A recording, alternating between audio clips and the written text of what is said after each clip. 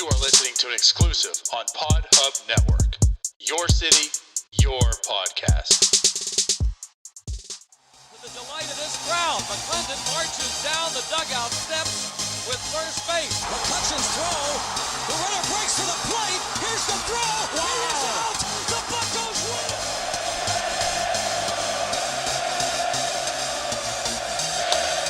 That ball's hit well to left center field. Back toward the track. And that ball is gone. You are listening to the North Shore 9 podcast. Follow them on Twitter, Instagram, and Facebook. Also, make sure to watch NS9 Live every Thursday on Twitch and help support by becoming a patron. Let's go Bucks! Yo, yo, yo. Welcome to NS9 Live. I'm your host, Anthony DiNardo. With me, we have Jim Rosati. Jim, Buccos win 6-4 in Atlanta. How's it going? Going good. It was a good game tonight. Yeah, I mean, it was fun to watch. Nice to see them get back on track. It really was. I mean, this just goes to show what we've been talking about here. I mean, we know this Pirates team is going to be pretty bad this year. They'll be definitely battling that number one overall spot, right, for the top draft pick. But they have some entertainment value, and tonight was one of those nights. I mean, to top it off, first off, I mean, Adam Frazier just continues to pummel National League hitting pitchers. 4 more hits tonight. Jacob Stallings shows that he's the man. He's legit.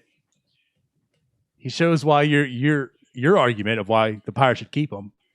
There you go. Yeah. But this is a good night. This is overall pretty good. No. Will Crowe did his thing tonight, I felt. Well, yeah, I mean, let's actually talk about Crowe because he started off and he did not look good, right? I mean, second inning, he gave up 3 runs. So early deficit. But then he came out after that and looked real strong. I think it was the 4th inning? I think it was the 4th where he had runners on second and third. So he got into a little bit of a jam, got out of it. Yes. Kept the Pirates in the game. Walked Acuna to face Freeman, which again, I joked in the tweet there, but it's like, who do you want to face? And we'd rather face Acuna or Freeman. I mean, pick your poison. Right. Yeah, exactly. 2 strong ones. I mean, you walk Acuna, face Freeman, and he struck him out. Yeah, it worked out. And then the Pirates tie it up in the 6th. And then he gives up that homer to Dansby Swanson, and that kind of ended his night. But overall, I thought, if you look at the line, 4 runs in 5 innings, doesn't look all that great. But I thought he looked just fine out there. He kept the team in it. I thought for a little bit there this was going to derail on them, once we got down there in the 2nd inning. But no, he after giving up those 3 runs, he went 0-0-0 and allowed the team to get back into it. Yes. This is, I've been saying not all along for sure. But once Crowe started flashing 97 on the gun is when I started getting intrigued. And I just feel I still am. Like, even though tonight you said the line, and there's going to be a point, obviously, where you got to respect the line. But it's so early in the season, you can't just look and say, well, he's got a 4.91 ERA. This guy sucks. I'm still not at that point.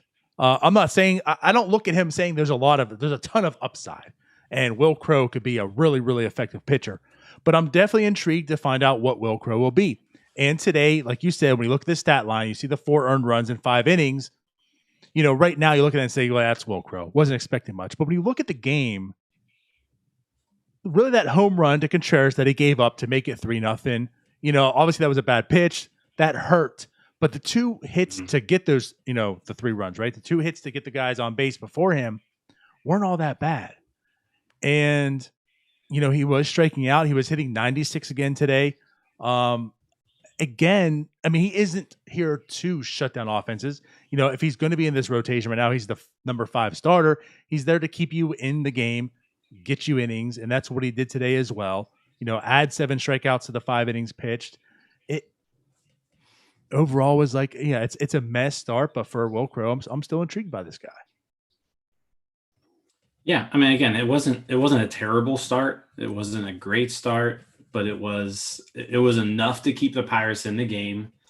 He went 5 innings. It looked like he was going to go longer until that home run, but no, it was it was okay. Like he was okay. And so it's one of those things where, yeah, he was fine. There's not really another way to put it.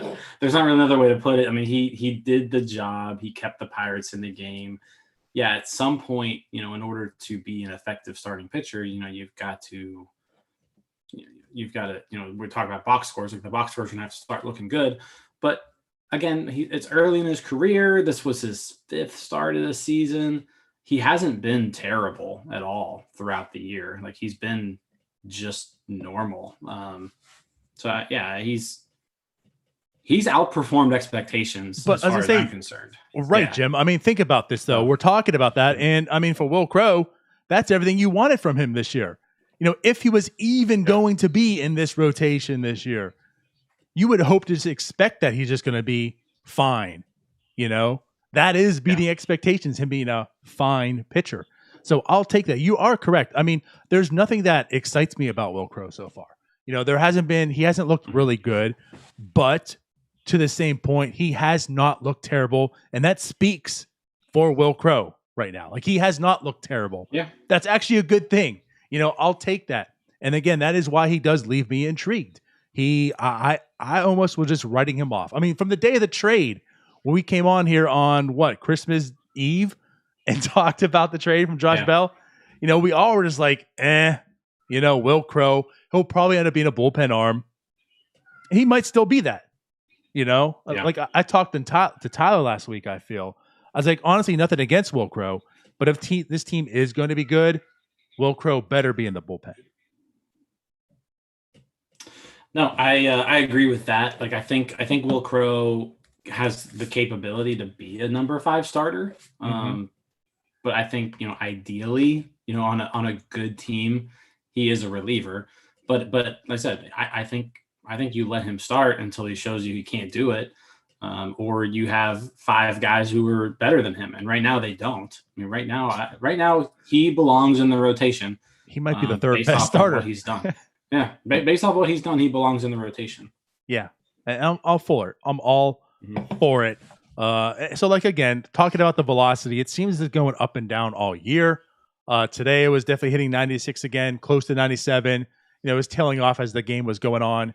But again, just some keynotes. Like there's things I want to see from Will Craig. I want to understand what is Will Crowe, and again, like he's hitting more of 96 than just sitting at 92, 93. Like, he was touted to be coming into the season. So yeah, all positive stuff. Average fastball was 94.5. Max, he hit 97 at one point. So yeah. Stuff's there. So Will Crowe, again, he gets through the game. The Pirates actually put up a little bit of offense, so they were staying with the Braves the whole time, facing Drew Smiley. My God. I mean, Jim, Adam Frazier, we want to talk about exceeding expectations. Even me, like even North Shore 9, you want to consider North Shore 9 and Adam Frazier. Like even for me, I would not have ever assumed that on May 20th, right, close to 200 plate appearances into this season, he would be hitting 339. Yeah, I mean, North Shore 9 is basically an Adam Frazier Stan account, I feel like. But no, you're right. I mean, he went 4 for 5 today, and especially like the end of the game, like when they needed him, he was there with his singles. We just kept in singles, and that's really all they needed at that point. And 4 for 5. He had a big hit in the 10th inning that it didn't necessarily drive in a run, I don't think, but it moved the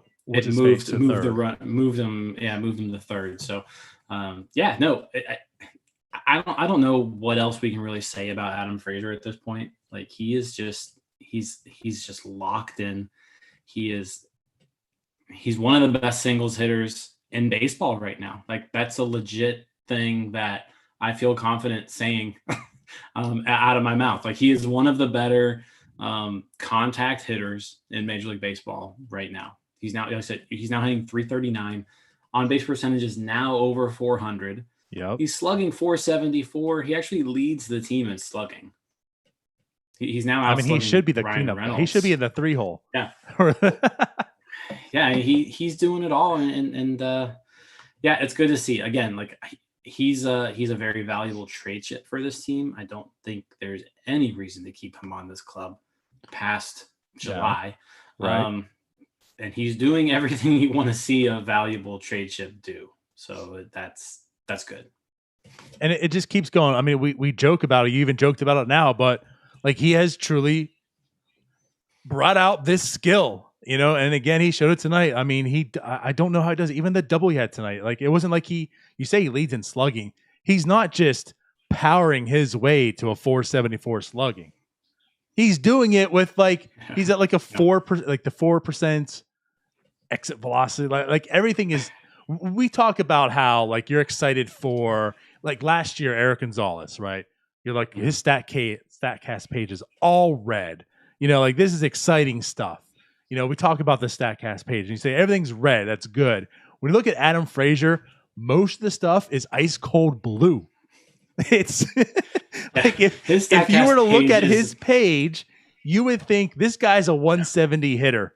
How's he even in the majors? And it's just like he has just perfected his hitting where he just doesn't hit it hard enough to just fall where it needs to fall and him get on base.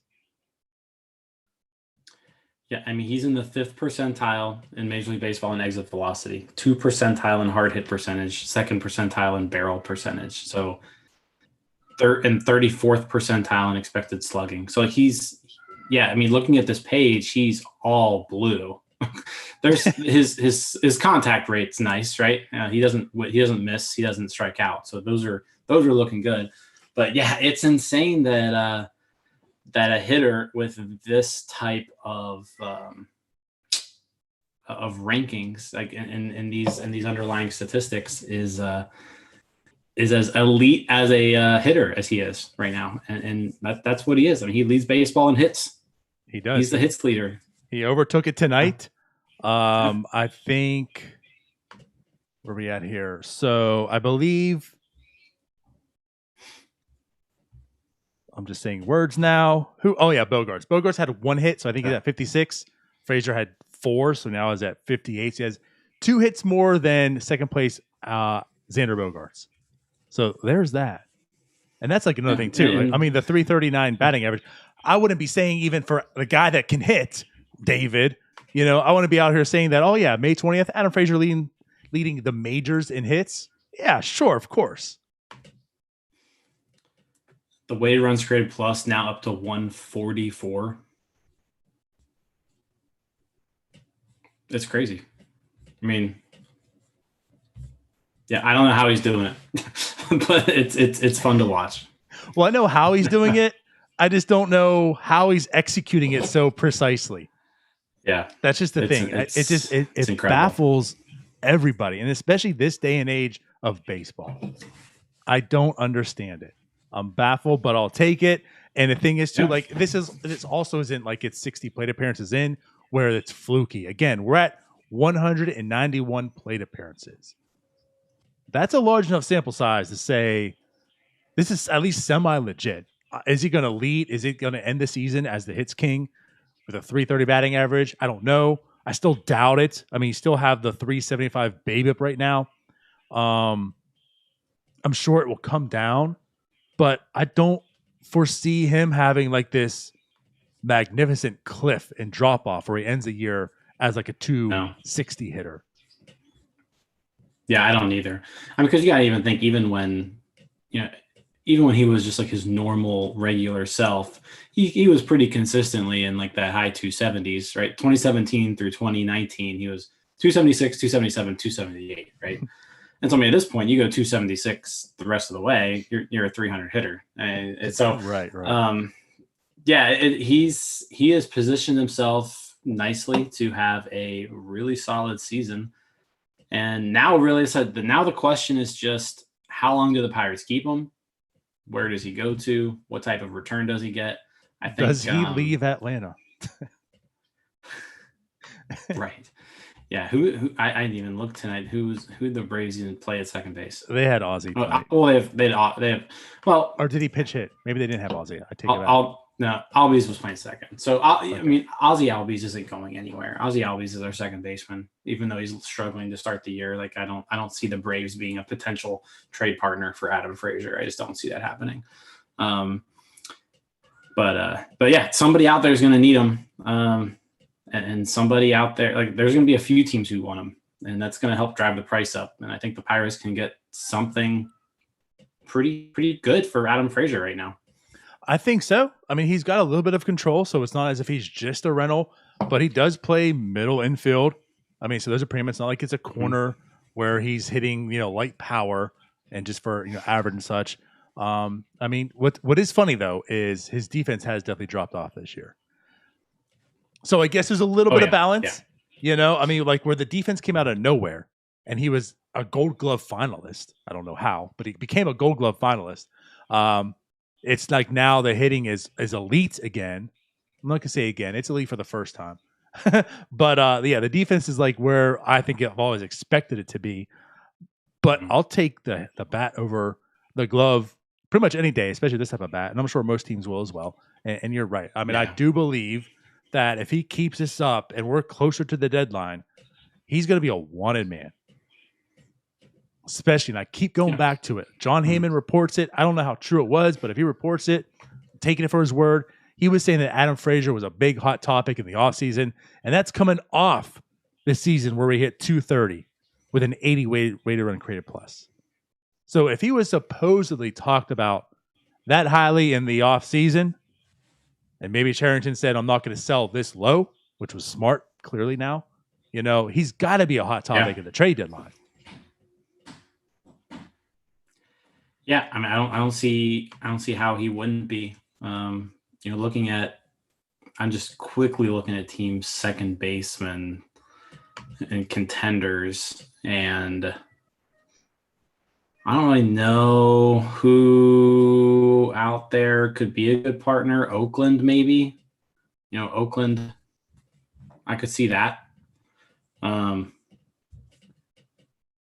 I think we still have some time because I think much like Atlanta, there's some time. There's some players that haven't really turned it on yet that you believe in, but so far the play has been pretty poor. But also, you never know when injuries are coming up and such. But let's put out there too. Like Adam Frazier, truly, he is on almost a 4-WAR pace season. That speaks a lot. No, I mean, he like we mentioned before, he leads second baseman in weighted runs created plus. His defense is not where it was last year or the year before, but it's still not awful. So yeah, he's been a really good ball player this year. There's really no way to put it. I mean, he's been good. And I'll say this much too, as far as the defense goes, it's improved. It was bad, I would say, the first 3 weeks. Unbearable to watch, almost bad. I don't think it's been a while since I've seen a play from Adam Frazier where I just shook my head and walked away. There was times I want to turn off the TV and say, F you, Adam. What was that? Yeah. It was rough the first few weeks of the year. Yeah. It's gotten adequate at least now. Mm-hmm. Okay, so I guess enough of the Adam Frazier love fest. I could go on all day. Let's move on to Jacob Stallings. Jacob Stallings has now found power. What are we doing here? What's going on? Jacob Stallings, where have you gone? Who has replaced you? He hit a home run. He gets injured, was out a few games, comes back. Very first at bat since coming back from injury. Hits a home run. It's a big home run too. First inning, it was with 2 outs, so it was runner was in scoring position. I thought they were going to get out of that inning without giving up anything, the Braves. And then Stallings comes up and boom, 2-run homer. Yeah. He now is 4 on the year, which,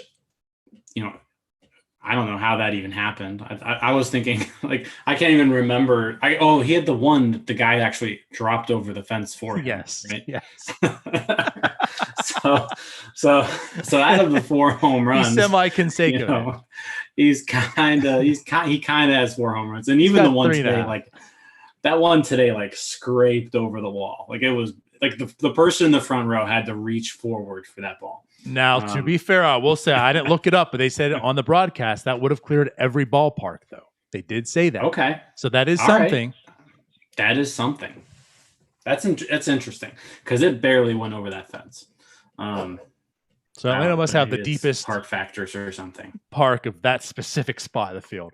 They must. Yeah. But no, it's awesome. I mean, that was a big hit, even though it was the first inning. Like I said, big hit to get the team on the board. Mm-hmm. And he just keeps doing what he's doing. Again, I'm fully in the in the Jacob Stallings. You're locking him down unless you're blown away. I'm in that camp. The more this is the intriguing part of this. This is what I struggle with. The more he looks better, I don't know. The better he looks, the more you want to trade him. I don't know what side to go with. You know what I mean? Like you made the point today. Of course, when I facetiously said in the text, Frazier, Stallings home run, trade him now, trade him, right? And you're like, this guy's a 20 home run guy now, good defense. Like, what are you doing? And it's like, part of me is like, well, you're right. I mean, if we waited to trade Adam Frazier because you're selling him his lowest point, not saying Stallings is like his lowest point, but if you really feel there's more to Jacob Stallings, maybe you do hold on. Maybe you make another prove it year. Like, all right, let me show you a whole full year of Jacob Stallings. And that way, at the end of the season, when he does have, say, 12 to 15 home runs, right, on top of his defense and everything, then you had Jacob Stallings like you wanted, right, the whole year of the pitching staff.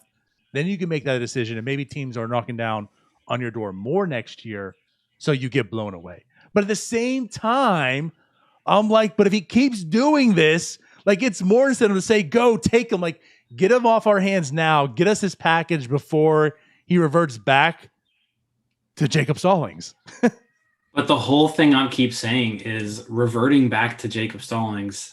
Like he's never been bad. I know that. So like what is he reverting back to? If he reverts back to his 2019 self, right? Which I think we can probably say that's the floor, right? A well below average hitter, 82 weighted runs created plus. Still almost like a 3-WAR catcher. 3-WAR catcher. Yeah. So like if he reverts back to that, we still have a 3-win catcher.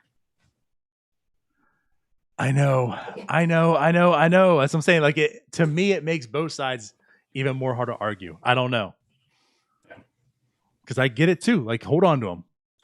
But I'm almost like, I don't know. It's all in the package, I guess, man. I can't debate this with you. I have nothing.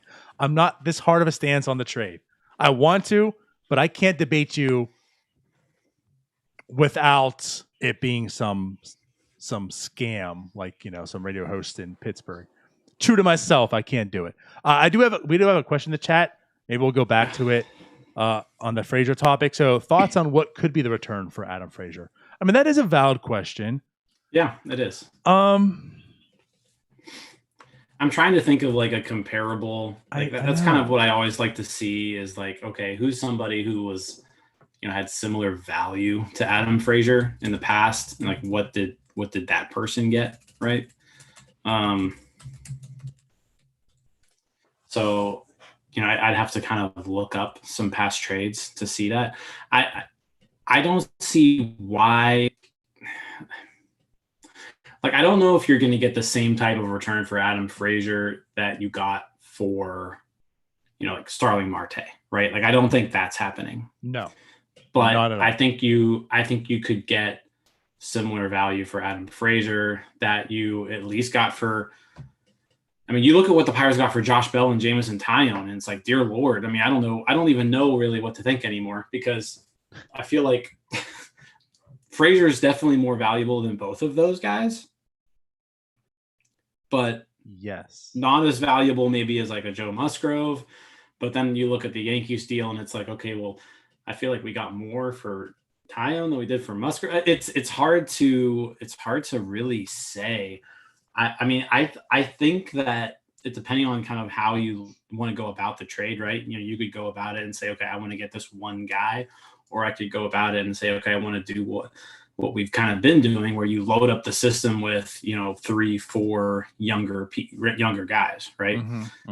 Like Adam Frazier, I think is certainly capable, depending on the organization, of bringing you 3 young top 30 prospects, right? Maybe no one in like that top 10, but 3 people in like that 15 to 30 range. So I think you could get something like that, but I also think you could, like, if you wanted to say, we're going to trade you Adam Frazier and we're going to get one of your top 10 prospects, right? Depending on, like I said, and again, that just depends on the organization. Some organizations' top 10 prospects are different than others, right? Sure. They're trading to the Nationals. Their top 10 prospects probably aren't scraping the Pirates' top 10. Will Crowe is a top 10 prospect. So yeah. So it's one of those things where I don't think you're getting like top 100 talent for Adam Frazier. If you're kind of looking at it that way. Which I agree with. No one who's like in a current top 100 list, but I think you could get a group of guys who are maybe younger, not developed, who one of those people could then develop into a top 100 guy. Like I think that's kind of more what I would think of in a return for Adam Frazier. Yeah, and that's fair, and I'm with you. I mean, part of me that if I'm like put on the other GM hat, this is great. Adam Frazier would be a great fit for us. He's a table setter. He can hit. Put him on the leadoff spot in almost any team right now. They'll take it. But what worries me, okay, Ben, what worries me is this kind of has come out of nowhere. All right. I know he's had this hit tool, but he hasn't shown it consistently over a full season. So when I trade for him, is he going to go back to, now he's going to go back to the old Adam Frazier, which again isn't terrible, but it's not the guy I'm trading for. It's not the guy I'm trying to give up this package for. So I think there'll be some potential like reservation on doing it. The thing with, like, you talk about him being more valuable than Josh Bell, I agree with, but I think like now I see that because now we've seen into the season, Josh Bell still isn't producing, Jameson Taillon still isn't producing, and now Adam Frazier is. Yes, but if I were to look at this last year, and in the offseason when those deals were made, I would have valued Josh Bell more than Adam Frazier. I think that's a fair point. Now things have changed, but I will still say that I still have a little bit of reservations if I'm the other GM. I don't know how this is going to hold up, but I will take Adam Frazier. And someone posted in here, which is true though too. He says if there aren't many teams to trade to him, you get little return no matter how well he's playing. I mean, I think there's a degree you don't get the bidding war potentially. Like you might not get the overvalue. Like, well, damn, they just gave us a haul because there was like this bidding war going on, and this team wanted him more. So Charrington won this trade because of that. But I do think you'll get value. Like you'll get fair value. I don't think that if he's traded this year, I don't think it's going to be, well, we just got, this one single A player because it wasn't this huge market. The other thing too is, I mean, like Charrington does have a little bit of leverage here, even if, say, there isn't a huge pool of teams out there who are looking for him, which I think you would have, a handful of teams that would be interested. But let's say you don't, and there's maybe only 1 or 2 teams, and they don't give you what you want. He can just wait until the offseason. Like Frazier's not going anywhere, right? So I mean, it's one of those free agent in 2023, so you do have that as well. So it's one of those things where, like, if he doesn't, like, if a team's not going to give you at least his worth, right? Like if they're not going to give you at least fair value. You don't have to trade him right now. Now, I think ideally we want to move him when his value is very high and to a contender, and I think the contender is more likely to give up something for him at that point in time.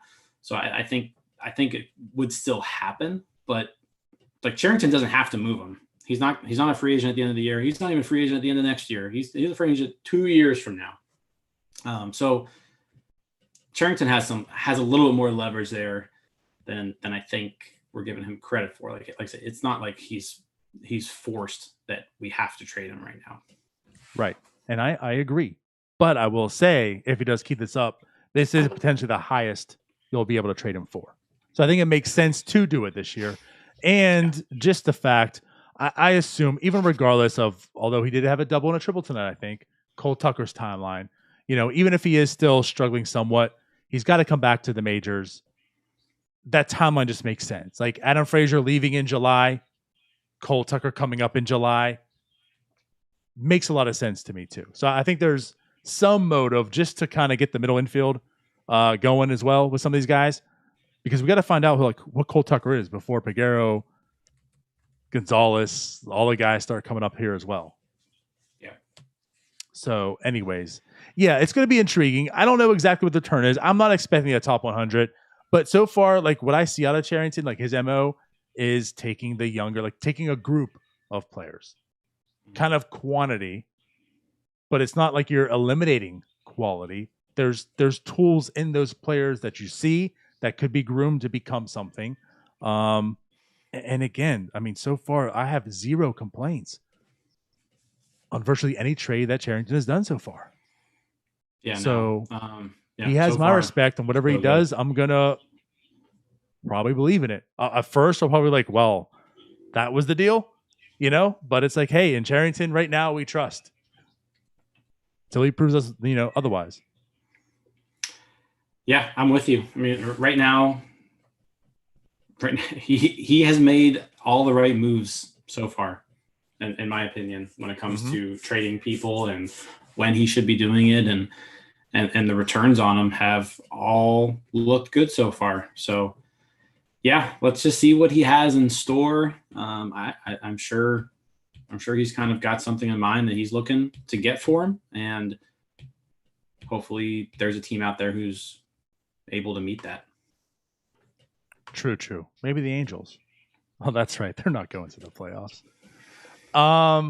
Okay, so we talked about Crow. We talked about Frazier. Stallings, maybe a little bit of Gregory Polanco. He's kind of quietly have put together a pretty solid stretch here, right since coming back from the IL. He had some hits tonight. He didn't have any hits tonight. He did have a sacrifice fly. Oh, you're right. My bad. Yeah. My bad. He didn't. But that was a good at bat. Like, I mean, that was a big sac fly. That was like that extra run in extra innings that, is huge. You don't want to go into that bottom half of the inning with the runner on second and only up by 1. Being up by 2 was big there. So it was a nice bat that he put together. And I mean, he's basically scratched his way back to being he's essentially now a league average hitter. Going into tonight, he had a 96 weighted runs created plus. So like just slightly below average. After tonight dipped a little bit, but no, I still can't get excited over the guy just because like he's done this so many times. I mean, he homered yesterday, so that was cool to see, but like he hadn't homered since April 25th. I know he was out. But let's see here. He came back on the 11th, right? So if he came back on the 11th, let's see, 5/11 to today. It's not like so he's in 333, 393, 542, 146 weighted runs created plus in those games. So he has been playing good since he's come off the IL. 2 but doubles, granted, like I homer, said, I'll give it to. I mean, walks. Yeah. I think it's clear that he kind of just is what he is. Yeah, which is unfortunate. Yeah. If we're talking about trade deadline and such, I don't think we're going to see that from Polanco this year. I don't think there's any team out there who would be interested. No, honestly, no like matter how maybe much as like salary. maybe as like a bench bat. I mean, because they don't have to pick up options, right? So as a bench bat, just for the rest of the year, maybe potentially, but you're not getting anything of like big value for him at this point. No, I mean, unless he just goes on an absolute tear, this next month. But I don't really have the confidence that that's going to happen. Even if he does, I'm not even sure if he's tradable to a degree. Maybe at that point a bench bat. But yeah, I don't. I think it's been long enough into the season to kind of dictate, with the trade deadline, just a month some away. 2 months, I should say, 2 months and some away.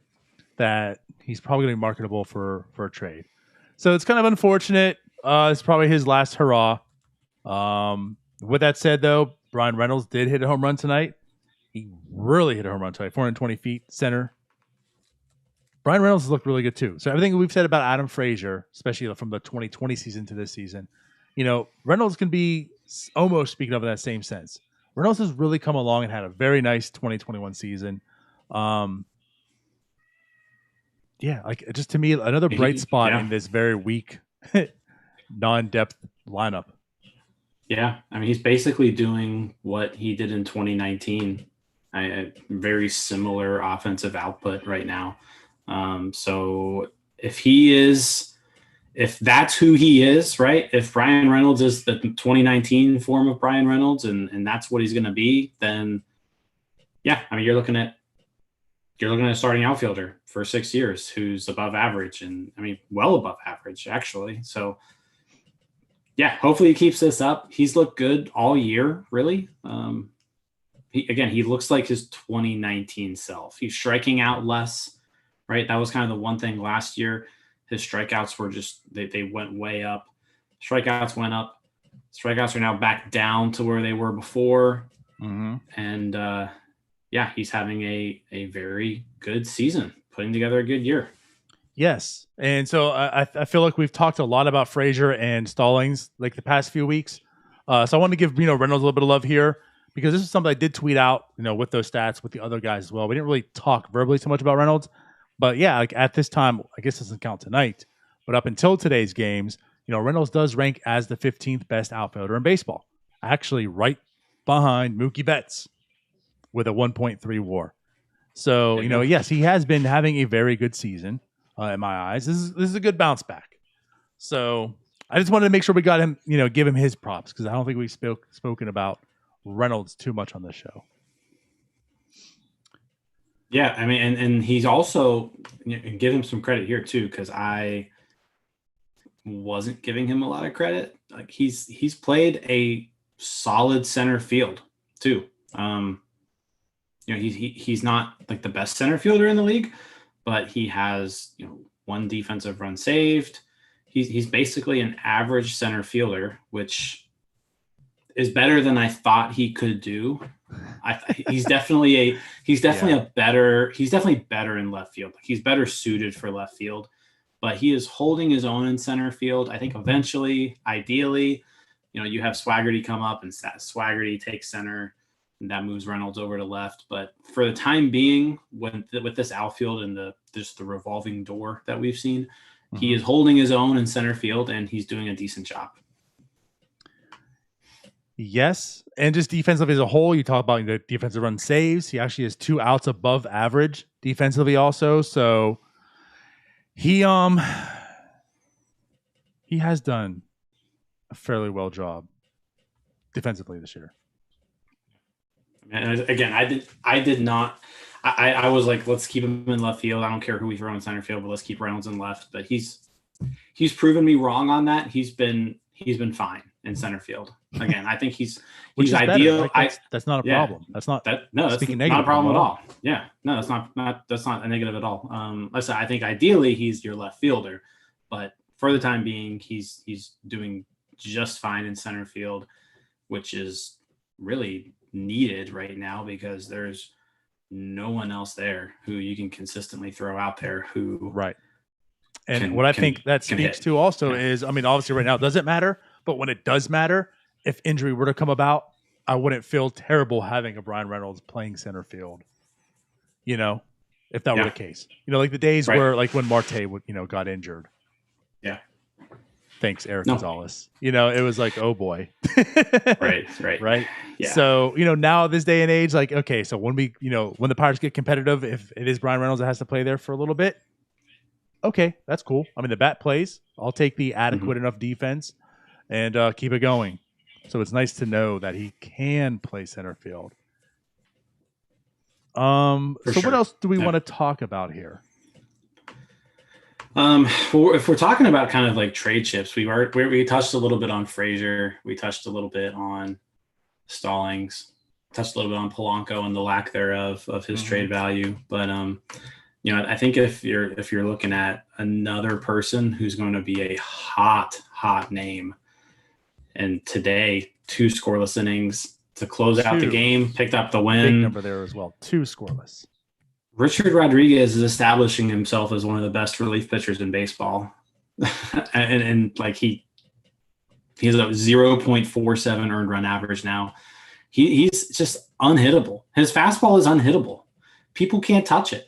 Right? Ronald Acuna was up there today, and he was just throwing his fastball right by Ronald Acuna. It's 94 miles an hour. I don't understand it. Like, you got the potential NL MVP up there, and he can't touch you.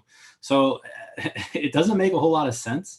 But he is he's turned himself into a dominant closer. And without dominant stuff as well, which is funny. There's going to be a lot of teams calling about Richard Rodriguez. Hello, Ben. Yeah. This is AJ Preller. We just had another reliever go down, also formerly a Pirate, Keona Kella. How's Rich Rod doing? Yeah. Literally every team that has some sort of playoff hopes this year is going to be asking about Richard Rodriguez, because there's not a team out there who couldn't use some sort of bullpen help. And he is going to be probably the best reliever available. Looking at it right now. So, yeah, Charrington's going to have a lot of offers for Richard Rodriguez. Absolutely. And you know what I found funny? They said on the broadcast today, and I definitely let out a laugh out loud. They're wondering, there's a guy on second, of course, extra innings. Like Rich, Stallings just keeps checking back there at the second base, and they don't want to give away the sign stuff. And it's like, what does it matter? They know it's going to be a fastball. Everyone knows it's going to be a fastball. Who cares about the signs? Tell them what it's going to be. They already know what it's going to be. And you're right. That's what it is. Thinking about Acuna, like you mentioned there, these guys know literally what's coming. It's not even so much that his fastball is so deceptive, or he has this great mix of pitches, and that's why the fastball works so well. He just throws the fastball. Every hitter knows the fastball is coming. And it's coming at 93, 94, and they can't hit it. In the year of 2021, they can't hit it. And it's crazy. It's so great. You look at his numbers, he doesn't get any hits. He doesn't walk anyone. It's not as if he's striking out a ton of players. And again, he doesn't have this overpowering fastball. They just can't hit it. And when they do, it's funny. It's either lightly tapped on the ground, right? And it's an out, or it's hit hard 9 miles up in the air, right? And it's a pop out, and it's an out. So it's truly incredible. In this day and age, strikeouts are at an all-time high. Richard Rodriguez is having the best year of his career, and his strikeout rate is actually at an all-time low. Yes. His Ks per nine are the least it's ever been in his career. But he's just chucking up this 93 mile an hour fastball, and hitters are they're touching it, but they're just not doing anything with it. But think what's been his Achilles heel over his entire career, except for that first year, right? When the Pirates picked him up after, taking him off of Baltimore's hands, right? And he had that amazing first season. His Achilles heel has been the home run. He's always looked like an effective pitcher. Yeah. He just gives up that killer home run. There's 3 runs, that's the game. And it's been inflating his ERA the whole time and such. And he hasn't given up a home run yet. As we talked, he's not striking out the guys that he used to strike out, but he's inducing very, very weak. See, that's the thing. It's not always weak though. It's not It's not hard. It's not hard. His line drive rate's at an all-time low. His ground ball rate's at an all-time low. Right. But his hard hit percentage also at an all-time low. So it's he's just these people are popping the ball up every time is what's happening. He has a 62% fly ball rate. 62% fly ball rate. 18% infield fly ball rate. 1 out of 5 people who go up there pop out to an infielder. and it's fantastic. And that's the thing. Yeah. And again, like to speak to it, you know, as a reliever, it's even harder. You don't get as many innings and outings and such, but like it is 19 innings, right? We are at May 20th. It's still happening. This isn't even to the fact that it's like this has come out of nowhere. Like Rich Rod has shown before, he can be an effective reliever. And even back on like his terrible 2019 year, most of that was at the very, very beginning. You know, like when you look at May, whatever point you want to make it at, you know, from on, he actually was effective. And then 2020, albeit a shortened season, still very effective. And now into 2021, very effective. So like you look, even though last year was a shortened season, we'll call it a season. And if you don't want to, it's still been like 2 years where he has been an effective pitcher. So I think there's a bit of a track record and there's recency bias in saying that he's done really, really well this year. Yeah, there's gonna be a ton of teams. And the fact that he's done it in a closer role, like he's been in high leverage. Actually, speaking of that, I want to look now. He was leading in WPA. Okay. So let's look into that now. But we can continue talking. Like, yeah, I do believe some teams, it's probably not going to be for the closer role. Like, they're probably not looking to be the closer. Hopefully, they already have their closer established, whatever. But think about, you already have your closer in place, and now Rich Rod is just in your rotation or bullpen somewhere. I mean, that's the makings for a playoff run bullpen right there. Yeah, and again, I think there's going to be a lot of teams banging down the door for him. Because really all around baseball, you know, we've seen it the Pirates. The Pirates are, how bad is our offense? And it seems like every single game, if we are down, we're able to at least get a couple runs off of the bullpen. Like there are some bad bullpens out there in Major League Baseball. And every one of those teams want to add one or two other pieces to solidify that specific part of their pitching staff. Right. And also, there's a lot of bad ones, but there's a lot of good ones who are going to come into injuries. You know, like that's the thing too. Like you can prepare all you want in the off season, but when it's July now, right? And the guys you sign, again, like go back to San Diego is another like great example of this, right? Like the guys you signed and now it hurts, you know, you have an investment here. So you got to keep this thing going. And yes, so to put out there, Rich Rod does still leave in WPA win probability. 1.99. Next is Mark Lansing at 1.97. There you go. Reunite them in San Diego. Well, actually, they wouldn't be reunited. That's true. They were never much together. Like Kella, Melanson's probably having conversations. Hey, they still doing this shit over there? No, man, they've actually changed a little bit here. But no, yeah, I think it's funny in the sense. This speaks like Rich Rodriguez has been put in very high leverage situations already. He's been battle tested and he's passed every test so far. He might not be overpowering everyone. He might not be the closer that's striking out, 18 per 9 or whatever, but he's battle tested. And I think he can make a great setup. And if you have him as the 7th inning guy, or whatever, geez, if he's your 7th inning guy, that bullpen is ridiculous. Yeah. So he'll probably be the 7th inning guy for the National League All-Star team this year. Probably. If at he's this point, 7th inning on just a team, like that speaks. Yeah. He's probably not going to be the closer somewhere. So, but you are absolutely correct. I do believe Rich Rod will bring back a very good return. There's going to be a lot of teams wanting him. Yeah, Rich Rodriguez is one. I agree with everything you said. Yeah. Just I guess one more thing out there, controllability as well. Like he also isn't just a rental. Mm-hmm.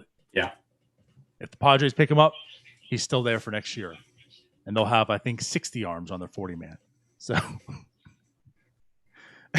yeah, they're literally there isn't a team out there who wouldn't want Richard Rodriguez right now.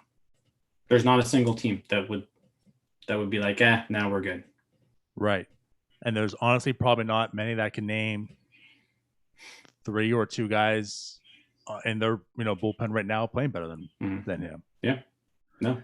So, yep, definitely him. As far as pitching goes, just I guess to mention it, my boy Chad Cole did make a rehab start today in AAA. Came through with very positive impact. I think 3 innings, 5 strikeouts. no runs. Most importantly, no runs. And I believe he got through it not having to throw 100 pitches. So another positive. That's very positive. That's pretty interesting. Yeah. Yeah. So word is he'll make a few rehab starts and then somehow weasel his way into somewhere in this team. We don't know about Cahill yet, so like True. a lot of this is going to have to do with Cahill. Is he going to be out? Is he going to miss a prolonged period of time? I don't know. Because that's definitely something where if he misses time, then that opens up a spot. Very true. Yep. Another news and note is Brian Hayes going to make his appearance in Indy. So he will be officially playing baseball again. Good to see. It's Very been good a while. Can return June 3rd. Yeah. So we'll see if that happens. But just the fact that we know that, the hand, that he actually can play. The hand is not amputated. He still has it. He will play baseball. If Brian Hayes still lives, we'll see his return. Right. Jose Soriano, 2 today. Yes. 3 scoreless innings for Bradenton in rehab assignment. 5 strikeouts. Apparently he was hitting like 98 on the gun. So I think he can technically stay down there for 30 days. Correct. Yep. So he's got 30 days to do a rehab assignment. I got to think the Pirates probably keep him down all 30 days. So you're probably not seeing Soriano until late May. But, Soriano also now pitching. Roll 5 pick. June. Yeah, late June. It is May. But I know, but trust me, I had to think about it too. I was like, wait, what month is first it? First overall Roll 5 pick, Jose Soriano. He's back in action as well. Yeah. I don't foresee any reason to call him up any earlier than 30. I mean, why do it for it? Plus, he's Rule 5. Like, you want to have every option to have him on the roster as long as you can. So if you can have him not on the roster as long as you can to still finagle that, do it.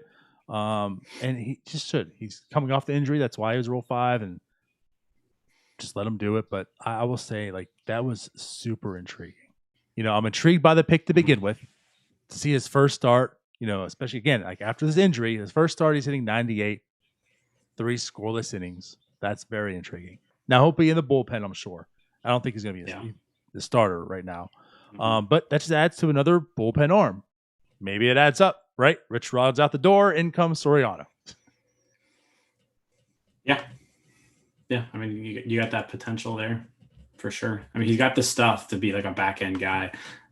He also hasn't pitched above high A ball ever. So who knows how he's going to do. I mean, it's kind of like Oviedo right now. Like you're going to see a lot of growing pains with these Rule 5 guys.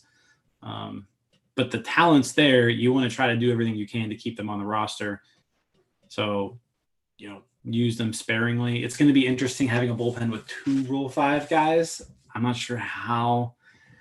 It's gonna be interesting. Yeah, it's gonna be interesting. Yeah, I mean, literally, once he's back, if Oviedo's still there and Kai Tom is still there, then you got 3 Rule 5 guys on the roster at one point in time, and that's kind of ridiculous, to be honest. It is what it is. I still think, and we did talk about this a little behind the scenes, but if he does come up, it just makes sense to me to have, especially with the rotation problems we have, to have him, Soriano, and Oviedo as like an opener. Like, to me, that would make sense. They pitch every 5 days. That way you can manage it, some innings, and then you can help out maybe a Chad Cole and a Cahill and such. But yeah, we'll see. But I'm excited for Soriano. It's a big arm. Not big arm, yeah. Not like that guy in Cincinnati who gave it the grand slam today. Oh, Michael Felice. Jeez. I was like, what are you talking about? And yeah. Why the Pirates give up this guy? Such a big arm. And there's a grand slam. That was fun. Yeah, that's hilarious. That's hilarious. Well, it's funny because like as soon as he gave up the grand slam, I did a little Twitter search. I was trying to find some Reds fans, and like Reds fans all last night were just like oozing over Michael Feliz. And like, how and what in the world were the Pirates thinking? And I'm like, you haven't watched him very close yet. So well, you haven't because you've had him for 2 outings so far. Yeah. So right. But then another thing, today, Miguel Yajure started today too for Indianapolis. 6 innings, 1 run, 5 strikeouts, no walks. Yep. Excellent start. That's like, to me, is going to be his MO. Like, that guy just looks like in a good way, a control freak, right? He's just not going to walk people. He hits his marks. He's not. He looks like he's in control. He's not wild, and he's not going to walk people. It's like a Rich Rod. He's not going to overpower you.